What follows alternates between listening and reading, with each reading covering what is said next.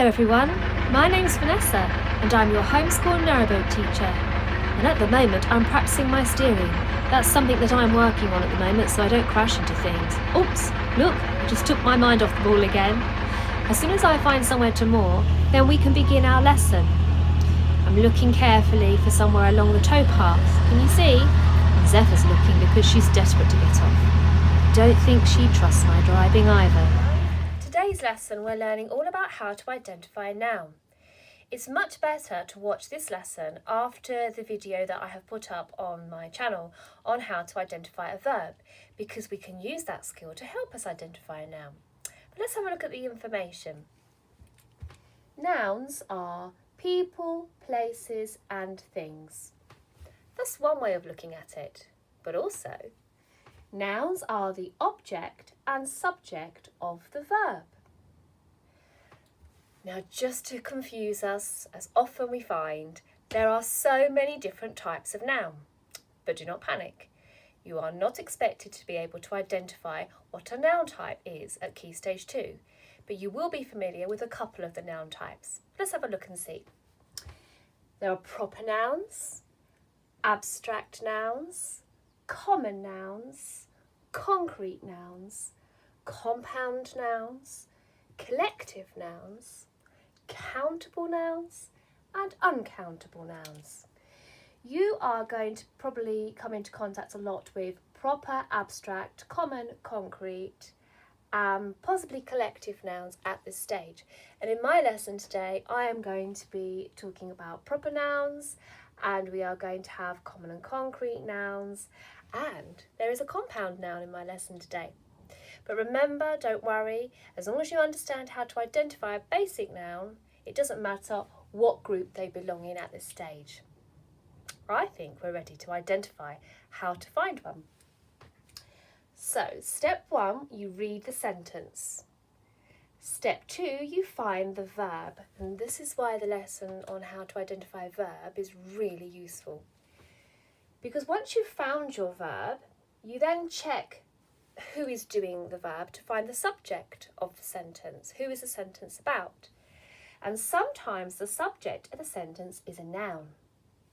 But be careful, because sometimes the subject of the sentence is something called a pronoun.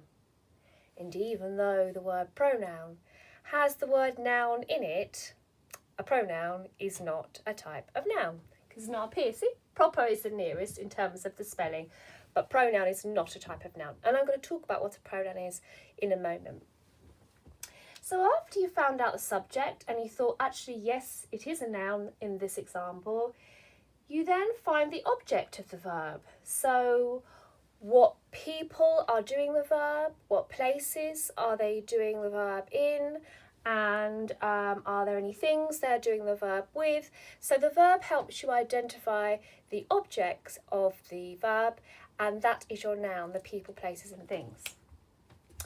I've done a lot of talking, haven't I? I'm sorry, I do that sometimes. I think we need to practice together. Let's have a go. Ready, steady, go!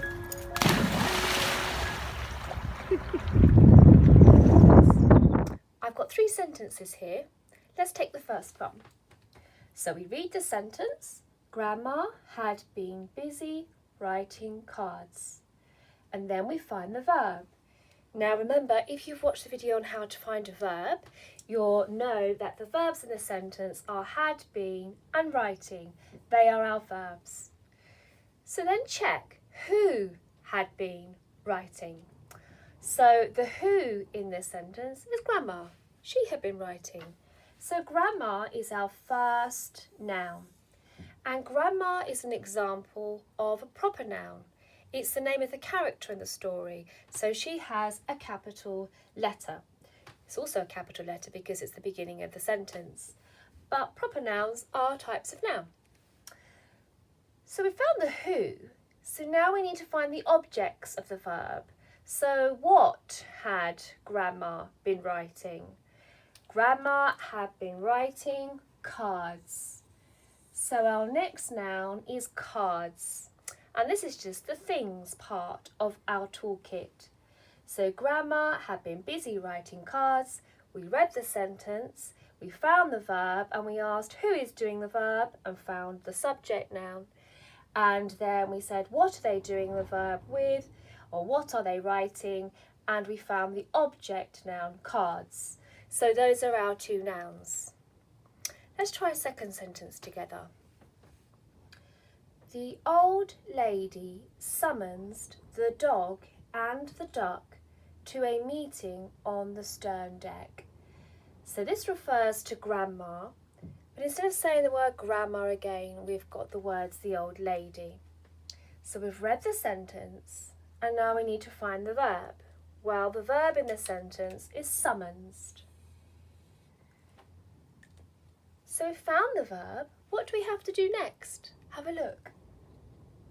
That's right, we need to say who summonsed to find the subject of our verb, and that will be, hopefully, a noun in this case. Who summonsed? The old lady. There's 3 words here, but only one of them is the noun. Lady is the people, the person that we're talking about. So lady is our noun. It's the subject of our sentence. This word describes the lady. And do you know what? This is another lesson further down, but I'll tell you now. Words that describe nouns are called adjectives because they add to the subject and object of the verb. Adjectives. And objects and subjects of the verb are your nouns. Do you see? So old is not a noun, it's an adjective. And we call the word the a determiner, but we're not going to worry about that yet. Everything I mention, there will be lessons on in other videos. So let's stay focused on the noun. So we know who is summonsed or summonsing. And then we say, well, what are they summonsing? And are there any places that they are being summoned to? So we use our verb to help us. And look, yes, there are. So Grandma, or the old lady, summons the dog and the duck. Are it to any places? Yes, to a meeting. And where? On the stern deck. Now can you see there's 2 words here, stern deck? And you might think like old and lady, that stern might be describing the deck. But actually, stern deck is the name of the back of the boat. So it's 2 nouns together. And 2 nouns together are compound nouns. Oh, my list is gone. But remember at the beginning I said compound nouns. So 2 nouns together are compound nouns. If I was going to use an adjective to describe the deck, I might say large, I might say clean, clean deck, large deck. Then clean and large are adding to the object of the sentence. So they're adding to the noun, and that means they're adjectives. But stern deck is just the name of the deck. It's the back of the boat. So we have read the sentence, we found the verb, then we asked who is doing the verb. That was the lady. That's our object. That's our subject noun. And then we said, what is she summonsing? The dog and the duck. Does she summons them to a place? Yes, to a meeting on the stern deck. So they are our nouns. Look at this sentence. There's only 3 words here. You might think, well, that's easy. But actually, sometimes the least amount of words makes it harder to find the actual words you're looking for. But let's have a look. She had hope. We've read the sentence, and then we need to find the verb. So our verb, remember, if you've listened to the lesson, hopefully, and if you can't now in this lesson find the verbs, go back and have a look at that other video. But had is our verb. Now we say who had to find the subject to the sentence. And we have the word she. Now, this isn't the name of the character, and this isn't a person as such.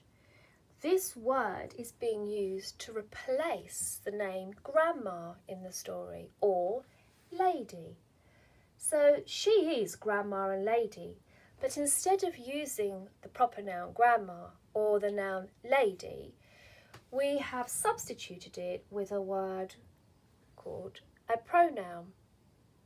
And a pronoun substitutes and replaces a noun. And they're good to use because if you keep saying the character's name over and over again, or the lady, it makes your writing boring to read. So pronouns are good to substitute nouns in order to speed up the writing and to make it varied, but don't overuse them either. It's about a balance in writing. So she is not a noun, it's a pronoun. And today we're identifying nouns. And there will be another lesson about pronouns further down the line.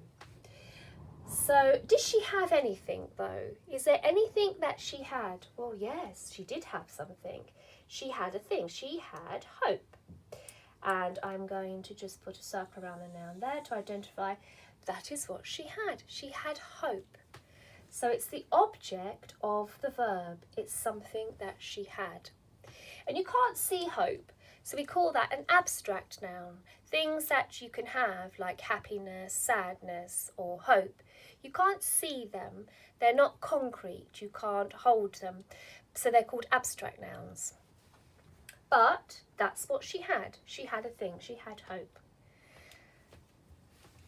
There's a lot to take on there. Do not be alarmed. But I think you should try the activity. So remember to pause the video on the next slide and have a real good go at remembering how we identify the nouns and try to find the nouns in the sentences on the slide. Good luck, everyone. What did you say? Now it's time for the activity. Read each sentence carefully and look for the nouns. Remember, find the verbs and then ask who is doing the verb and what are they doing the verb with and where to help you.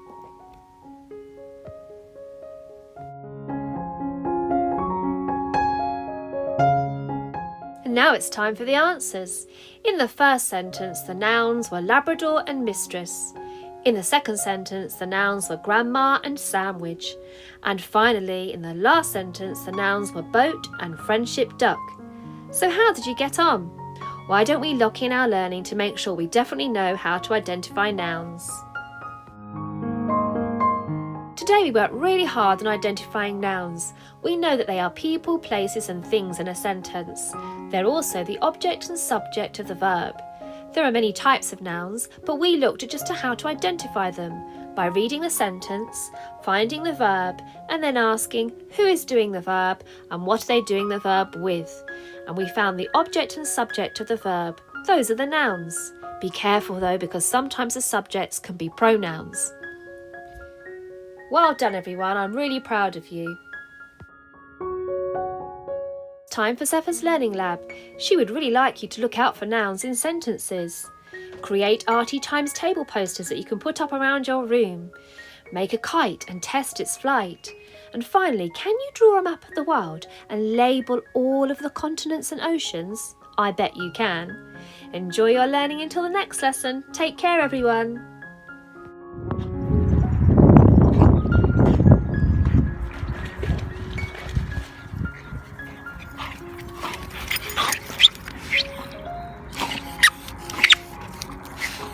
What did you say?